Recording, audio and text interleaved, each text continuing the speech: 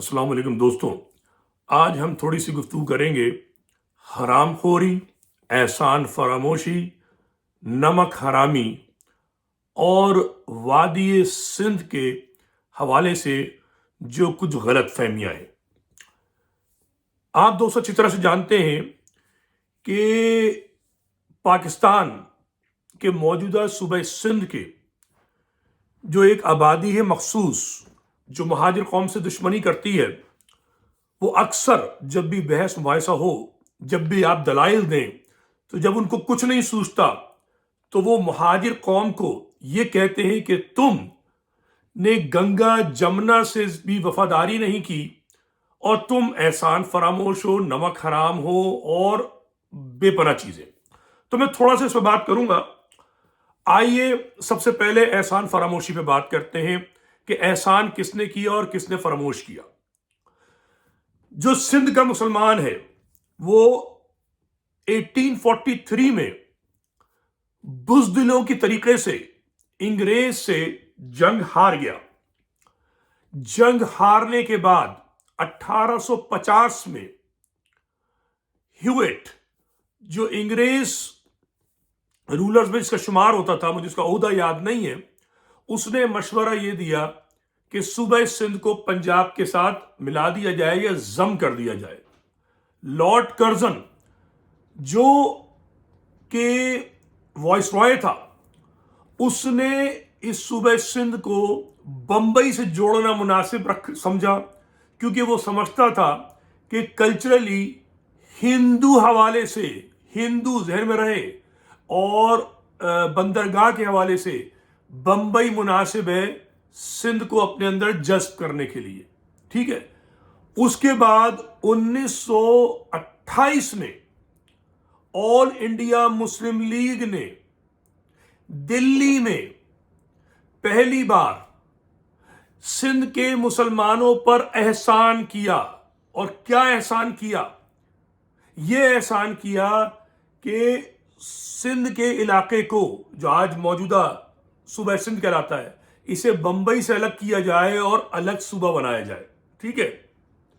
एहसान नंबर 1। दूसरा एहसान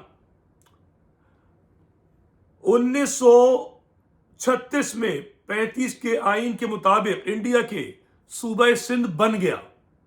आ रही बात समझ में?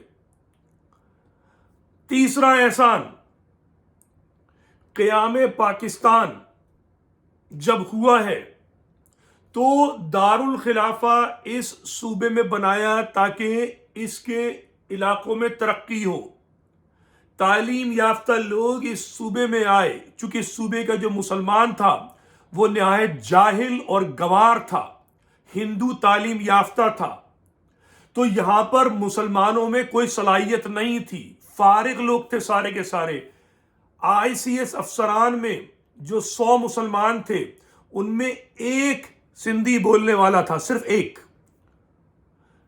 तीसरा एहसान क्या किया कि जब सारे मुसलमान ब्यूरोक्रेसी में थे, जो इंडिया से आए हुए थे, चाहे मशरकी पंजाब से या यूपी सीपी बिहार से, सिंध का जो मुसलमान था उसको बेचैनी हुई, उसको तकलीफ हुई, उसके अंदर असबियत जागी, तो उसने कोटा लगाने का मुतालबा किया।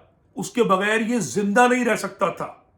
तो लियाकत अली खान को मजबूर किया कोटा सिस्टम नाफिज करने के लिए। उन्होंने जो महाजिर उस वक्त था बंगाल और इन चारों सूबों का मिलाकर, वो 15% बनता था आबादी का, जिसमें पंजाबी बोलने वाले महाजिर भी शामिल थे। तो 15% कोटा महाजिरों का मुख्तस हुआ, पंजाबी उर्दू सारे जबाने बोलने वाले महाजिर। ठीक है। और कराची कैपिटल था, उसका सिर्फ 2% सूबा 2% कोटा नाफिज हुआ। उसके बाद जब चौथा एहसान महाजिर का, जब भुट्टो ने अयूब खान, जिसको वो अपना डैडी कहता था, उसको धोखा दिया, मक्कारी की, चालाकी की और इस्लामिक सोशलिज्म का नारा लगाया, तो उस भुट्टो को कंधों पे सवार करके लीडर बना के वजीर आजम बनाने वाला यही महाजिर था। सारे के सारे जो सुर्खे थे वो महाजिर थे। और भुट्टो ने धोखा दिया, एहसान फरामोशी की। अभी मैं एहसान फरामोशी पे आया नहीं हूं। پھر اگلا احسان کیا کیا؟ جب انہوں نے 60% کوٹا مانگا صوبہ سندھ میں، تو مہاجر جو اکابرین تھے انہوں نے برا نہیں مانا، انہوں نے کہا دے دو۔ یہ وہی بھٹو ہے جس نے ایوب خان کو مہاجروں پر حملہ کروانے کا کہا، یہی وہی بھٹو ہے جس نے ایوب خان کو مہاجروں کو ملازمتوں سے نکالنے کا کہا۔ یہ سندھ کا نسل پرست مستقل دھوکہ دیتا رہا، احسان فراموشی کرتا رہا، ٹھیک ہے؟ ابھی نمک کی بات میں نے نہیں کی ہے۔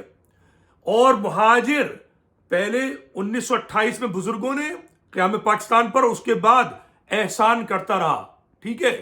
اگلا احسان کیا کیا کہ 1988 میں مہاجر قومی موومنٹ جیت گئی کوٹا سسٹم ختم کرانے کے لیے، بہاریوں کو واپس لانے کے لیے اور مہاجر قومیت منوانے کے لیے۔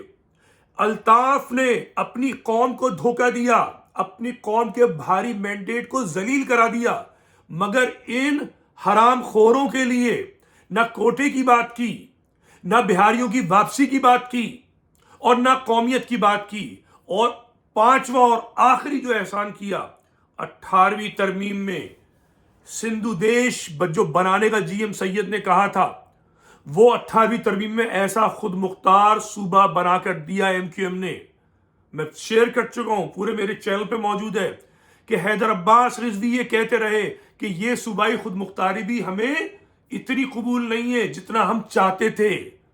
بقول حیدر عباس رضوی کے چھپے الفاظ میں پاکستان توڑنا چاہتے تھے، جی ایم سید کو خوش کرنے کے لیے، اس کی روح کے ایصال ثواب کے لیے۔ حیدر عباس رضوی کے الفاظ ہیں قومی اسمبلی کے فلور پر کہ ہمیں سیلز ٹیکس نہیں دیا، ہم تو سارا سیلز ٹیکس بھی چاہتے تھے۔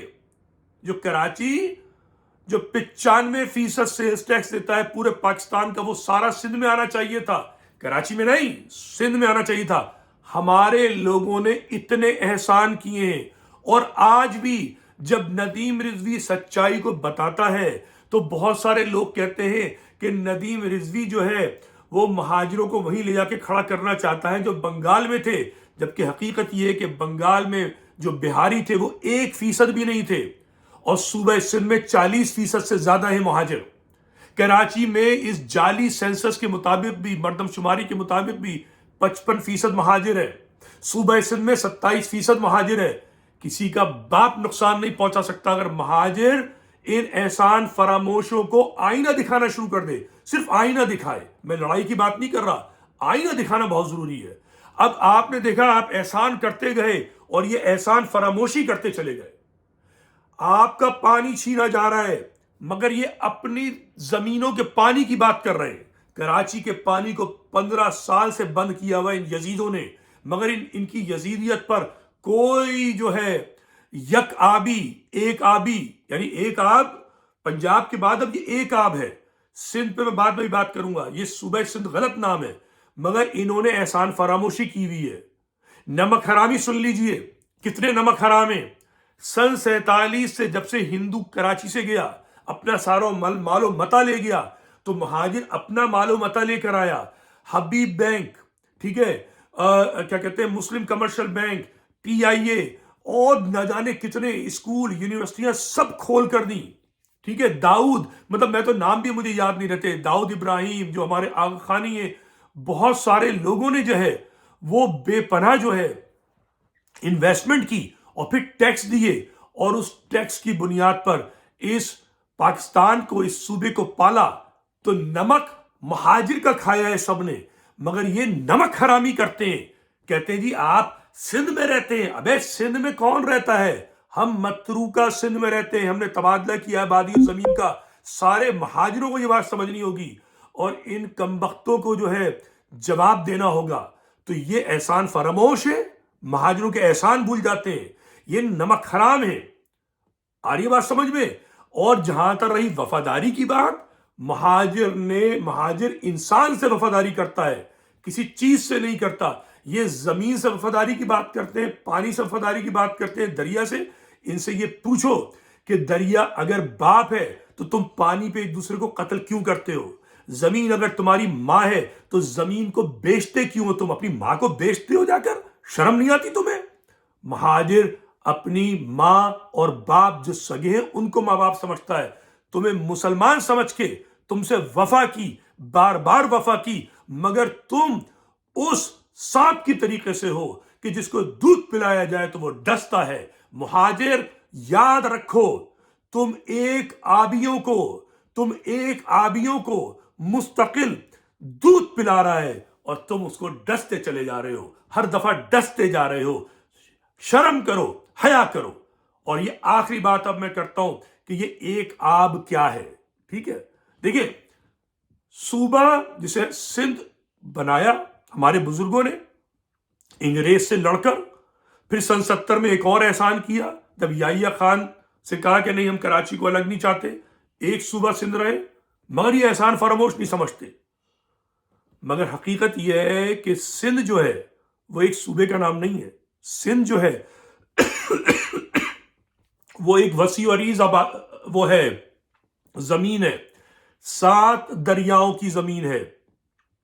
7 دریا جو ہیں وہ جناب سرسوتی سے لے کے کابل تک ہیں.